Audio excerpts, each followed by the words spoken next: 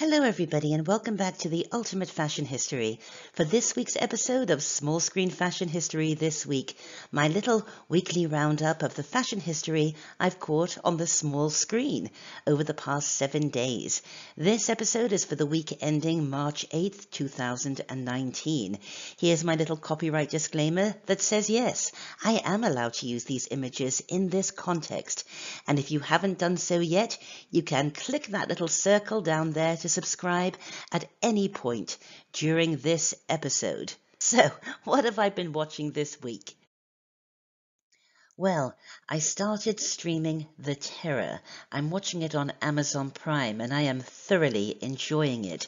It is a sort of creepy, supernatural tale, but based on a very true story, that of those two Royal Navy vessels who got trapped in the polar ice as they looked for the Northern Passage in the late 1840s.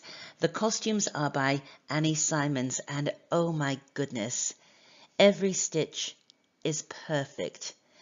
A lot of military naval garb, of course, but also some wonderfully authentic traditional Inuit clothing. And as we all tend to warm towards ladies' costumes the most here on the Ultimate Fashion History, you'll be pleased to hear that Miss Simon's female costumes are absolutely perfect. I haven't found one costume anachronism yet. It's a delight. Anyway, I'm dying to see how The Terror pans out. What else have I been watching? Well, you all know how much I love my true life crime and my courtroom dramas. So I watched the new Amazon Prime original documentary miniseries, Lorena, about, yes, Lorena Bobbitt and that whole business that went down in 1993 and 94. It is an excellent documentary series. So informative, but what I liked about it, from a fashion historian's point of view, was of course all of the old footage from the trial that really reminded me just how much 1990s fashion really was informed by 1980s fashion, at least until the end of the decade. Anyway, I recommend this documentary not only for the fashion, but for all of the very important messages that it delivers. What else have I been watching? Well, because I've never met a conspiracy theory I didn't like and have been known to bore many a person at many a cocktail with discussion of my fervent belief that the government are indeed withholding the truth about aliens, I'm watching Project Blue Book. If there's one thing I love more than a conspiracy theory TV show, it is one that is set in a historic period with great costumes, and this is. The action begins in the 1950s. The costumes are by Carla Hetland, and she is doing a fantastic job, especially with this wonderful tailoring. And of course, we watched the season finale of I Am the Night. It's a limited series, so this might be the end, although I think they left the door open for more creepy goodness. The costumes are by Rona Myers, and I have been discussing her work on I Am the Night ever since I started Small Screen Fashion History This Week last month.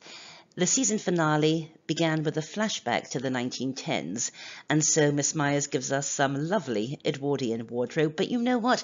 There was so much good costuming in this episode. Everything from George's creepy lab coat to another one of his wonderfully dapper suits.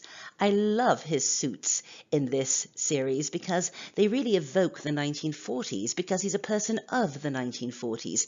And yet there was nothing anachronistic about them in terms of this series' 60s setting. That was not easy to say. But of course, my favorite piece of costuming in this episode was this really remarkable housecoat that Connie Nielsen wears. Black velvet with bishop sleeves and embroidered with gold wheat sheaves. Absolutely spectacular. I'll zoom in so you can see just how lovely this is. I love it. I want all of my clothing to be embroidered with wheat sheaves. I want there to be a second series of I Am the Night, and I want aliens to exist. Well, I hope you enjoyed this episode of Small Screen Fashion History this week. You can contact me through my website, amandahallay.com. Join our Facebook group. We always talk about this kind of stuff over there.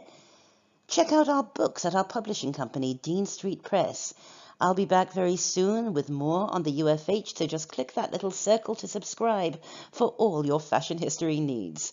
Thanks for watching, and remember, the truth is out there. Bye for now.